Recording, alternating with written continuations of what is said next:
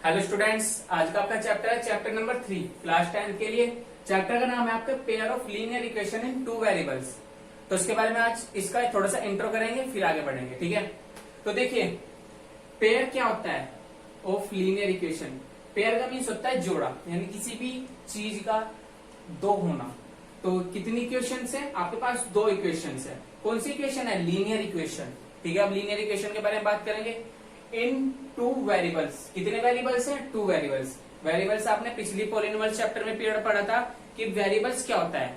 Variables होते हैं आपके जो बदलते रहते हैं, यानी कि अपनी वैल्यू देते रहते हैं। कहीं वैल्यू 2 दी तो किसी इक्वेशन में वैल्यू 5 दी, किसी में 100 दी, किसी में 200 दी, यानी कि अपनी वैल्यूज चेंज करते रहते हैं। उन्हें क्या बोलते हैं आप? वेरिएबल्स। ओके, वेरिएबल्स समझ में आया? कितने वेरिएबल्स हैं? Two variables. अब बात करते हैं लीनियर इक्वेशन की। देखिए आपने अभी तक क्या पढ़ा था? Algebraic expression. Algebraic expression, but algebraic expression कैसे होते हैं ये देखिए। ये आपके होते हैं जैसे एक्स स्क्वायर, मैंने लिख दिया 3x + 5, ये आपका अलजेब्रिक एक्सप्रेशन है। बट ये लीनियर इक्वेशन या इक्वेशन कब बनेगा? इक्वेशन सिर्फ एक कंडीशन पर बनता है, अगर हम इसके साथ वैल्यू ऐड कर दे, क्या या सॉरी साइन ऐड कर दे इक्वल का साइन ऐड करते ही ये बन गया इक्वेशन, अलजेब्रिक इक्वेशन। यहां मैं इक्वल टू 0 लिख दिया, या मैं लिख दूं 3, कोई फर्क नहीं पड़ता। ठीक है, तो ये क्या बन गया आपका? लीनियर नहीं, अलजेब्रिक एक्सप्रेशन। ओके, अब अलजेब्रिक इक्वेशन के बाद करते हैं बात लीनियर इक्वेशन की। लीनियर इक्वेशन क्या होता है? लीनियर इक्वेशन, लीनियर इक्वेशन आपने पढ़ाई है। लीनियर पॉलिनोमियल में से वहीं से निकला हुआ है शब्द ये कि लीनियर पॉलिनोमियल क्या होता है? जिसमें वेरिएबल जो हाईएस्ट पावर होती है वेरिएबल की, वो क्या होती है? 1, या डिग्री बोल लो, जो वेरिएबल की डिग्री होगी वो होगी 1 ऑलवेज। तो उसे हम लीनियर पॉलिनोमियल बोल देते हैं। अब बात करते हैं लीनियर इक्वेशन की। लीनियर इक्वेशन में जो पॉलिनोमियल या जो algebraic expression highest power variable की 1 रखता हो प्लस इक्वल, उसमें क्या इक्वल का साइन भी हो, उसे हम क्या बोल देंगे? Linear equation. क्या मैं एग्जांपल दूं तो एग्जांपल में क्या लिख सकता हूं? 3x + y = 5। देखिए ये हर कंडीशन को कंप्लीट करता है। कैसे? 3x, इसमें वेरिएबल कौन कौन है? ये है और ये। ठीक है, आपके पास वेरिएबल कौन कौन है? x और y, दो वेरिएबल्स है, तो हमने दो वेरिएबल्स दिखा दिए। कितना पेयर ऑफ लीनियर इक्वेशन ये बाद में दिखाएंगे। लीनियर इक्वेशन है और इक्वल का साइन है, तो इसलिए लीनियर इक्वेशन बन गया है। ठीक है, तो 3x + y = 5 क्या है? लीनियर इक्वेशन है विद टू वेरिएबल्स। कितने वेरिएबल्स है? Two variables. और मैं अगर ये भी लिख दूं कि x + 3y = 7, तो ये क्या बन गई? ये दो इक्वेशन बन गई, या एक पेयर बन गया। क्या बन गया? पेयर बन जाता है। और जब ये पेयर बन गया तो क्या मैं इसे ऐसे लिख सकता हूं कि pair of linear equation in two variables. कितने वेरिएबल्स है इसमें? x और y, दो वेरिएबल्स है दोनों इक्वेशन में, तो कितने वेरिएबल है? 2। और कितनी इक्वेशन है? 2, और 2 को हम क्या बोलते हैं? पेयर। तो लीनियर इक्वेशन कितनी होगी? 2। तो ये हमारा चैप्टर है। इसमें हम पूरे चैप्टर में इन दो इक्वेशंस, या आपको टाइप की इक्वेशन दी जाएंगी, उन्हें आप सोल्व करेंगे नए नए मेथड से। तो ये बड़ा इंटरेस्टिंग चैप्टर है, थोड़ा सा आप अच्छी तरह समझेंगे तो और अच्छा समझ में आएगा। और ये चैप्टर में जो इक्वेशन सोल्व करने का तरीका है वह आपका आगे भी काम आएगा हर क्लास में। ठीक है, 11th 12th में, 9th 10th में ये मोस्ट इंपोर्टेंट चैप्टर साबित होगा आपका। ठीक है, चलिए अब बात करते हैं क्या कि लीनियर इक्वेशन तो हमने समझ ली क्या है। अब थोड़ा सा इसके समझेंगे सिस्टमैटिकली क्या सिस्टम है। इसको हम बार ग्राफ पे कैसे करते हैं, ये कितने तरह के होते हैं, या कितने तरह से ये रिप्रेजेंट होती है, वो सब हम इसके इंट्रो में समझेंगे। देखिए मैं एग्जांपल लेता हूं। क्या एग्जांपल लेता हूं? x + 2y = 10। एक इक्वेशन तो आपकी ये 1 होगी। ठीक है, और मैं एक इक्वेशन लेता हूं x या 2x + y = 10। ये इक्वेशन नंबर 2 आई। इक्वेशन नंबर 1 है x + 2y = 10, और इक्वेशन 2 है 2x + y = 10। ये आपकी दो इक्वेशन है।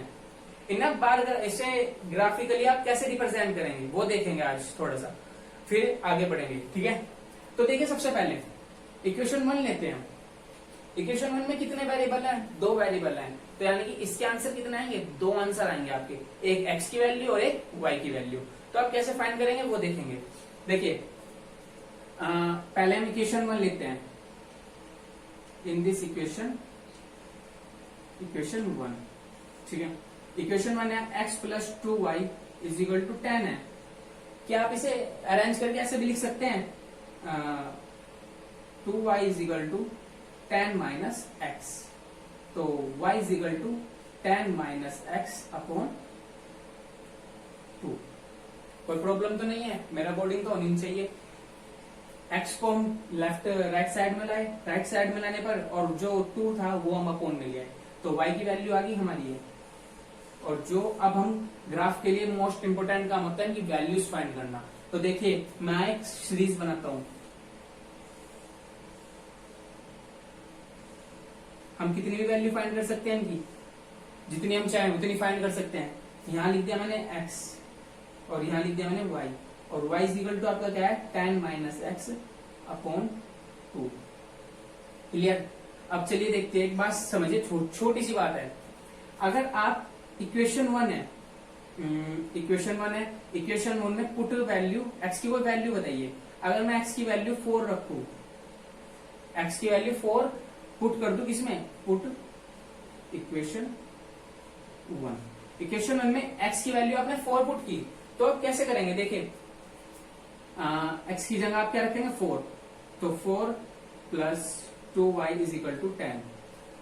ये ऐसे लिख सकता हूं, 2y is equal to 10 minus 4, y is equal to 6 upon 2 यानी कि 3। तो वैल्यू क्या है आपकी 3। आपने x की वैल्यू क्या रखी थी 4, y की वैल्यू जिससे आई आपकी 3। ठीक है, सिंपल सा बात थी। तो x तो आपने रख दिया यहाँ 4, y आ जाता है आपका 3। क्लियर। नेक्स्ट वैल्यू रखते हैं। अगर मैं x की वैल्यू 6 रखूं, पुट करूं 6, तो देखते हैं y की वैल्यू क्या आती है। x is equal to 6 put equation 1। Equation 1 में x की वैल्यू 6 रखता हूं मैं, चलिए देखते हैं। तो x की जगह मैं क्या रखूं 6 plus 2y is equal to 10। So 2y is equal to 10 minus 6, तो y is equal to 4 upon 2 यानी कि आपका क्या हो जाता है y इज इक्वल टू 2। क्या आ गया आपका 2 आ गया। ठीक है, तो यहां हम रखते हैं x की वैल्यू आपने 6 रखी, तो y की वैल्यू क्या आ गई आपकी 2 आ गई। अब x की वैल्यू हम क्या रखें, x की वैल्यू सोच लेते हैं, कुछ ऐसा रख लेते हैं, x की वैल्यू 8 रख लेते हैं। चलिए x की वैल्यू 8 रखें, तो x 8, तो put value put in equation 1। तो x की वैल्यू 8 रखने पर आपकी वैल्यू आती है 8 plus 2y is equal to 10 है ना, तो 2y is equal to 10 minus 8 और y इज इक्वल टू 10 में से 8 गया तो 2 अपॉन 2 इज इक्वल टू 1।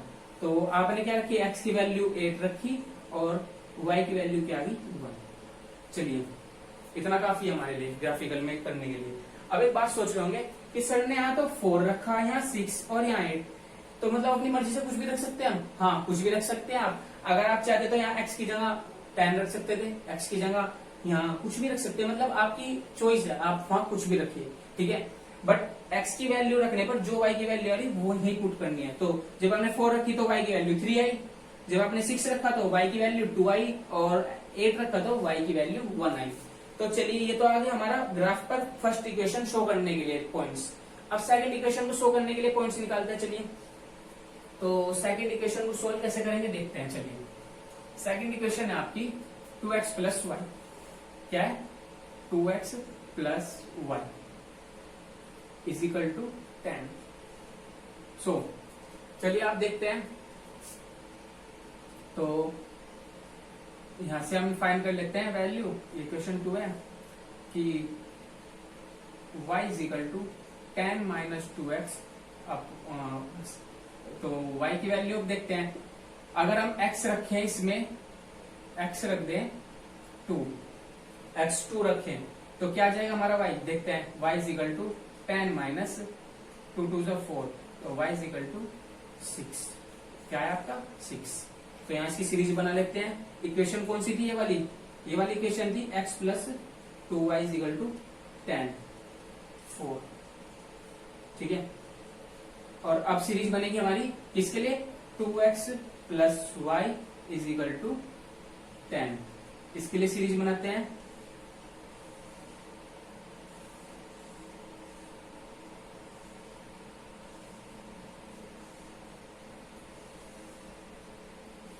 यहाँ x और यहाँ y is equal to 10 minus 2x। चलिए, तो देखिए आपने सबसे पहले x की वैल्यू रखी थी 2 रखी, तो y की वैल्यू आपकी क्या आई 6। यही है y की वैल्यू, x की वैल्यू 2 रखने पर y की वैल्यू आपकी 6 आती है। अब चलिए, अगर आप x की वैल्यू 2, आप 2 की जगह x की वैल्यू 6 रख लीजिए। चलिए, x की वैल्यू 6, तो x is equal to 6, so इसमें पुट करा तो y is equal to 12 minus y is equal to 10 minus 2x, यानी कि 12, तो y इज इक्वल टू -2। जब y आपने 6 रखा, x 6 रखा, तो y आपका क्या है -2, 6 और -2। चलिए, अब आप x की वैल्यू के बाद 6 के बाद कोई सोची वैल्यू क्या रखे हम रखते हैं, चलिए 8। क्या रखें 8, x इज इक्वल टू 8 रखते हैं, तो y की वैल्यू क्या हो जाएगी 10 माइनस 2x, यानी कि 2 8 से 16 होगी, तो y इज इक्वल टू 10 में 16 गए माइनस के 6। तो जब x की वैल्यू आपने 8 फाइंड रखी, तो y की वैल्यू आई आपकी -6। ठीक है, -6 आने के बाद अब देखते हैं क्या आपके पास इस इक्वेशन के पॉइंट मिल गए, इस इक्वेशन के पॉइंट मिल गए, तो अब हम ग्राफिकल में कन्वर्ट करते हैं। चलिए देखते हैं ग्राफ में कैसे कन्वर्ट करेंगे।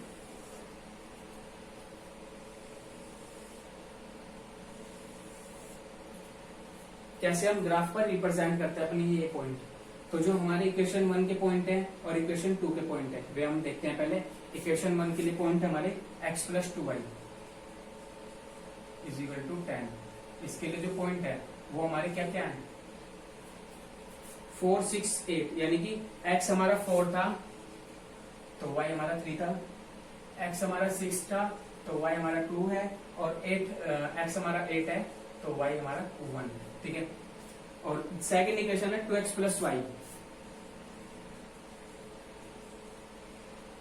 इसके लिए हम पॉइंट देखते हैं अपने, x हमारा 2 है तो y हमारा 6 है। देखिए x 2 है तो y हमारा क्या आ गया 6 आ गया। x हमारा 6 है तो y क्या आ गया हमारा -2 आ गया, और x हमारा 8 है तो -6 y आया, तो ये 6 - 2 और 8 - 6। चलिए, ये हम दोनों लाइन के पॉइंट्स मिल गए। अब दोनों लाइन हम रिप्रेजेंट कैसे करेंगे वो देखते हैं। देखिए, ये तो हमारा x एक्सिस हो गया और ये हमारा y एक्सिस हो गया। ठीक है, यहाँ हमारा 1 तो 1 से 1, ये तो 0 0 होता है, फिर यहाँ 2, यहाँ 3 4 5 6 7 और 8 कर दिया शो। अब इसके बाद यहाँ पे हम देखते हैं 1 2 3 4 5 6 7 और 8 कर दिया हमने यहाँ। अब इसके बाद इस तरह दिखा देते हैं 1 2 3 4 5 6 7 8 9 और 10। सॉरी, ये माइनस है क्योंकि लेफ्ट इसकी अपोजिट साइड में -3 -4 -5 6 -7 -8, ऐसे ये भी माइनस होंगे। तो -1 -2 -3 -4 -5 -6 -7 -8। अब रिप्रेजेंट करते हैं अपने अपने पॉइंट। तो पहली लाइन क्या है x plus 2y is equal to 10 थी, इसका फर्स्ट पॉइंट है 4 और इसका y पे है 3, तो x पे तो है 4, ठीक है, और y पर है 3, तो कुछ ऐसा बनेगा क्या,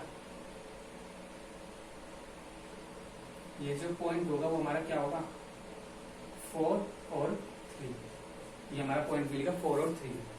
क्लियर। अब सेकंड पॉइंट हमारा 6 और 2, 6 हमारा ये रहा और 2 हमारा ये रहा, तो कुछ ऐसे बनेगा ये पॉइंट 6 और 2। चलिए थर्ड पॉइंट देखते हैं 8 और 1। तो 8 और 1 कहाँ है, 8 ये रहा एक्स पर और 1 ये रहा वाई पर, वाई पर 1 ये रहा, तो कुछ ऐसे बनेगा। ठीक है, तो जहां ये पॉइंट आया, देखिए समझिए छोटी सी बात, ये एक लाइन है और ये वाली लाइन कैसे बन गई, ये वाली लाइन ऐसे बन गई। ठीक है, इसे आगे बढ़ा देंगे हम। चलिए कौन सी लाइन है हमारी, ये हमारी कौन सी लाइन है, x plus 2y is equal to 10। तो हम इसको आगे बढ़ा के ऐसे लिख देते हैं x plus 2y is equal to 10।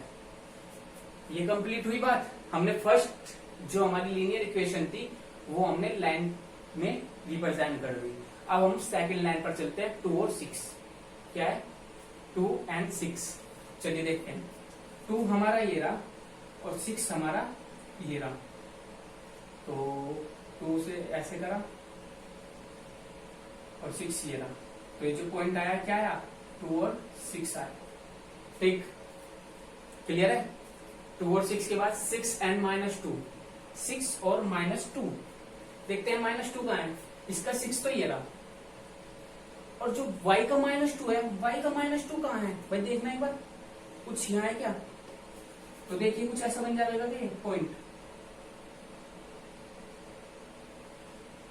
6 and -2। Clear है, तो पहला पॉइंट यहाँ है, दूसरा पॉइंट यहाँ है। क्लियर।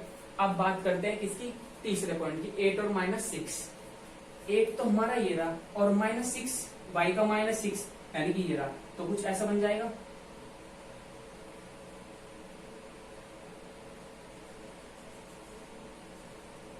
एट और -6। ठीक है, देखिए फर्स्ट पॉइंट जो हमारा सेकंड लाइन थी, सेकंड लीनियर इक्वेशन थी, 2x plus Y equal to 10 था। इसका फर्स्ट तो ये है, सेकंड हमारा ये है और थर्ड हमारा ये है। सॉरी, इनको ऐसा कर लेते हैं, A, B और C, इनको नाम दे देता हूं मैं, तो इससे कोई वो नहीं पड़ने की, E, F और G। तो ऐसे मैं यहां भी दे देता हूं नाम, E, F और G, A, B, C। अब आपको कोई कंफ्यूजन नहीं होने का इसमें, कोई कंफ्यूजन अब बिल्कुल नहीं है इसमें। ठीक है, तो हमें ABC मिल गए, EFG मिल गए, EFG मिलते साथ हमने इसको मिला दिया। देखिए थोड़ा सा इसमें टेढ़ा है, थोड़ा कोई प्रॉब्लम नहीं, क्योंकि लाइन होती, अगर स्केल होती तो बिल्कुल सीधे होते हैं पॉइंट। तो हम इनको ज्वाइन कर देते हैं, E, F और G को। तो EFG हमारी ये रही, कौन सी लाइन है, ये रही, इसको हमने ज्वाइन कर दिया। अब ज्वाइन करने पर इसको हम आगे बढ़ाते हैं और यहाँ लिख देते हैं 2x plus y is equal to 10। ये हमारी ये इक्वेशन है। ठीक है, तो जो फर्स्ट लाइन है ये तो हमारी है और सेकंड हमने ये रिप्रेजेंट कर दी। ये रिप्रेजेंट करने के बाद ये कहाँ इंटरसेक्ट हुई, ये हमारी कहीं यहाँ इंटरसेक्ट हुई। ठीक है, यहाँ इंटरसेक्ट हुई, तो कहीं ना कहीं इन्हें इंटरसेक्ट होने का जो आंसर आएगा, अगर देखें तो ये 3 और 5, जो हमारे यहाँ का कोऑर्डिनेट होगा वो होगा, x पर है तो 3 है और y पर 5 है। कैसे पता लगा, देखिए ये इसके सिमिलर ऊपर है और यहाँ 5 के सामने है, क्योंकि 5 के सामने बिल्कुल जस्ट इसलिए नहीं है क्योंकि बिल्कुल प्योर स्केल से नहीं है। अगर स्केल होते तो 5 पर आ जाते, तो हमारा 3 और 5 जहां इंटरसेक्ट हो रहे हैं वे हमारे इंटरसेक्ट पॉइंट है, और वही शायद इन दोनों के इक्वेशंस के आंसर भी होंगे। क्लियर है, तो ये जो हमारा ये है ये आंसर है हमारा। क्लियर है, तो ग्राफिकल मेथड से कैसे पता लगा, सबसे पहले हमने इन इक्वेशन से इनके पॉइंट्स फाइंड किए, फर्स्ट इक्वेशन से फर्स्ट पॉइंट और सेकंड इक्वेशन से second point. Second point find करने के बाद हमने क्या किया, एक ग्राफ बनाया, x axis, y axis, minus axis और माइनस वाई का एक्सिस। इनका माइनस एक्सिस बनाने के बाद हमने ग्राफिकली पे इनको इन पॉइंट को ABC थे, ABC हमने इनको फाइंड कर दिया। इन पर फाइंड करने के बाद फिर EFG जो सेकंड इक्वेशन के लीनियर इक्वेशन के हमारे पॉइंट्स थे उनको हमने इन पे रिप्रेजेंट कर दिया, और जब दोनों इक्वेशन को हमने मतलब आगे तक बढ़ाया तो ये इक्वेशन आपस में एक दूसरे को इंटरसेक्ट करती है। कहाँ इंटरसेक्ट करती है? 3 और 5 पर। और 3 और 5 हमारे क्या होंगे? हमारे पॉइंट्स होंगे। ओके, चलिए अब बात करते हैं हम लीनियर इक्वेशन की स्टैंडर्ड फॉर्म के बारे में, उनके बिहेवियर के बारे में कि लीनियर इक्वेशंस कैसा बिहेव करती हैं एक दूसरे के साथ, क्योंकि पेयर है तो कुछ ना कुछ बिहेव करते होंगे एक दूसरे के साथ, तो वो बिहेव हम उनको समझेंगे और लीनियर इक्वेशन की स्टैंडर्ड फॉर्म को समझेंगे। तो देखिए लीनियर इक्वेशन अगर वन है, सिंगल है, तो किस फॉर्म में होगी? स्टैंडर्ड फॉर्म इसकी होती है ax plus B y plus C is equal to 0। तो ये आपकी क्या होगी? Standard form. ठीक है, ये आपकी स्टैंडर्ड फॉर्म है। अब बात करते हैं जब पेयर में होगी, तो पेयर में किस स्टैंडर्ड फॉर्म में होगी? देखिए सबसे पहली बात a1x plus b1y plus c1 is equal to 0। ठीक है, ये आपकी क्या होगी? इक्वेशन 1। और बात दूसरी इक्वेशन की करें तो a2x plus b2y plus c2 is equal to 0। ये आपकी क्या होगी? इक्वेशन 2। अब देखिए छोटी सी बात समझिए, इक्वेशन 1 मिलेगी, इक्वेशन 2 मिलेगी, इसमें वेरिएबल कौन कौन है? आपके वेरिएबल हैं x और y दोनों इक्वेशंस में। अब नॉन वेरिएबल यानी कांस्टेंट कौन कौन है? a1 a2 b1 b2 और c1 c2। ये क्या है? ये रियल नंबर है।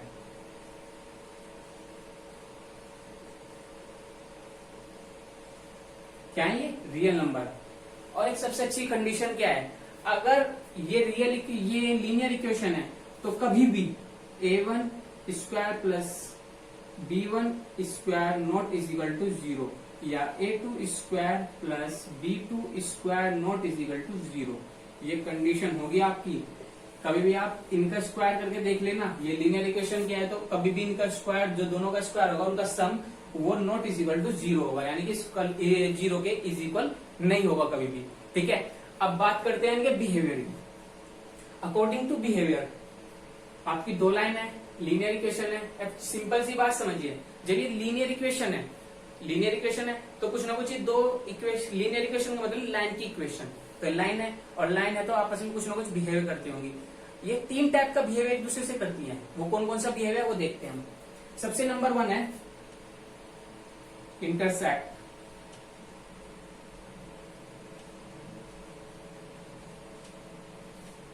इंटरसेक्ट का मतलब क्या होता है? दो लाइन है ए बी, दूसरी लाइन है सी बी, आपस में कहा कर रही है? इंटरसेक्ट ई पर, तो क्या होगा? इंटरसेक्ट। दूसरा बिहेवियर होता है इनका पैरेलल। पैरेलल जो है हमारा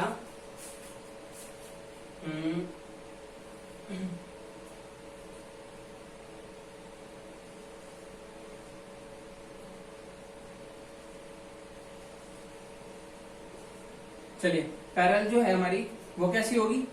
ये हमारी इक्वेशन ए बी है, या सॉरी एक लाइन ए बी है, तो उसके सी डी कहाँ होगी? पैरेलल होगी, सी डी पैरेलल होगी।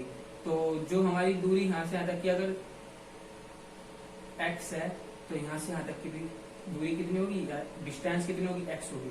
तो ये कौन सी लाइन है? ये एक पैरेलल लाइन होगी। ओके, अब बात करते हैं तीसरी की। तीसरी क्या है? कोइंसिडेंट।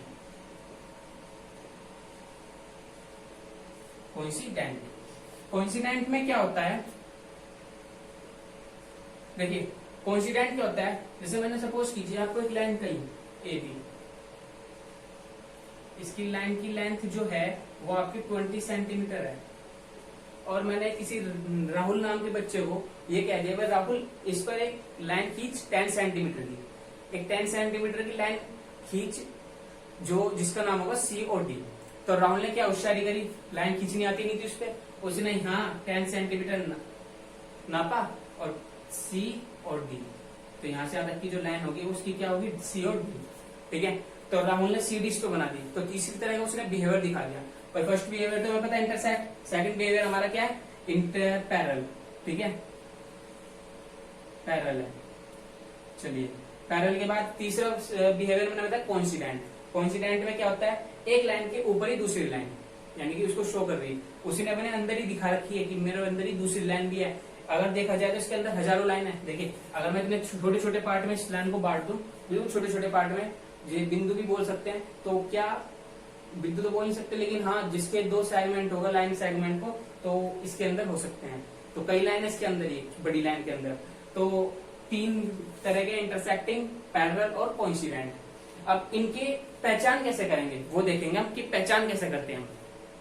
देखिए पहचान करने के लिए क्या होता है, हमारे पे A1, A2, B1, B2, C1, C2 की वैल्यू होती है। तो सबसे पहले इंटरसेक्ट की पहचान करने के लिए हम क्या करते हैं, A1 अपॉन A2 और B1 अपॉन B2, ये क्या होंगे, नॉट इक्वल होंगे, आपस में इक्वल नहीं होंगे।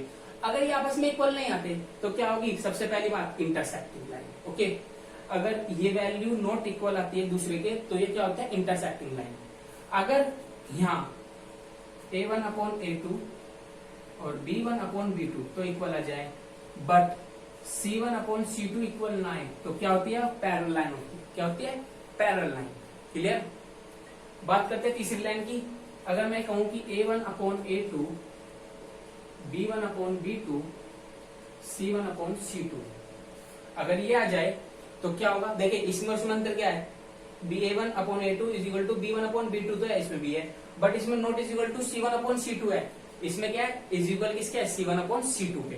तो ये कौन सी लाइन है, कोइंसिडेंट लाइन। ओके, अब बात करते हैं इनकी, हमें बिहेवियर पता लग गया। बिहेवियर के बाद हमें इनकी बिहेवियर कैसे पहचानना है वो भी पता लग गया हमें। अब बात करते हैं सोल्यूशन कितने कितने देंगे। भाई इनके बिहेवियर के बाद हमें पता चलेगी। अब इनके रिजल्ट क्या होगा, देखिए इंटरसेक्ट लाइन जो होगा वो हमेशा यूनिक सॉल्यूशन यानी कि एक सॉल्यूशन देगा, ओनली वन सॉल्यूशन। या तो आप लिख सकते हो ओनली वन सॉल्यूशन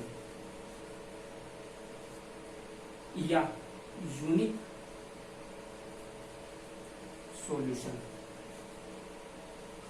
ठीक है, जो हमारा पैरेलल देगा वो हमारा नॉट सॉल्यूशन देगा, उसका कोई सॉल्यूशन नहीं होता। तो हम क्या लिख सकते हैं, नो सॉल्यूशन। इसने एक सॉल्यूशन दिया, इसने कहा भाई मैं तो सॉल्यूशन देता नहीं, तू ही दे दे भाई। और जो हमारा ये था कोइंसिडेंट, ये होशियार है, ये कह रहा है कि मेरे अंदर जब 10 लाइन है तो मैं 10 ही सॉल्यूशन दूंगा, मेरे अंदर हजारों लाइन है तो मैं 1000 सॉल्यूशन दूंगा, और जब मेरे अंदर इन्फिनिटी लाइन है तो मैं इन्फिनिटी सॉल्यूशन दूंगा। तो इसके लिए क्या है, इन्फिनिटी सॉल्यूशन या अनगिनत सॉल्यूशन कह सकते हैं, जिनकी कोई गिनती नहीं है, जो अनकाउंटेबल है। ओके, वो ये सॉल्यूशन देगा। क्लियर है बात इतनी। और बस ये आपका इंटरव्यू था। इसका इंट्रो में आपने हर तरीके से समझ लिया कि इंट्रो में की लाइन कैसी होती है, क्या बिहेव करती है, कितने सॉल्यूशन देती है, वे कैसे उनका पहचान होती है कि वे इंटरसेक्ट है, पैरेलल है, कोइंसिडेंट है। ठीक है, तो इसी बात पर हमारे चैनल को सब्सक्राइब कर दीजिए और अच्छे से अच्छी मेहनत कीजिए ताकि अच्छे नंबर आए। ये इंट्रो है, अगर आप इंट्रो हर चैप्टर का एक बेस होता है, अगर आप उसे अच्छी तरह समझेंगे तो उस चैप्टर को समझने में आगे और उतना ही मजा आएगा। ठीक है, तो चलिए।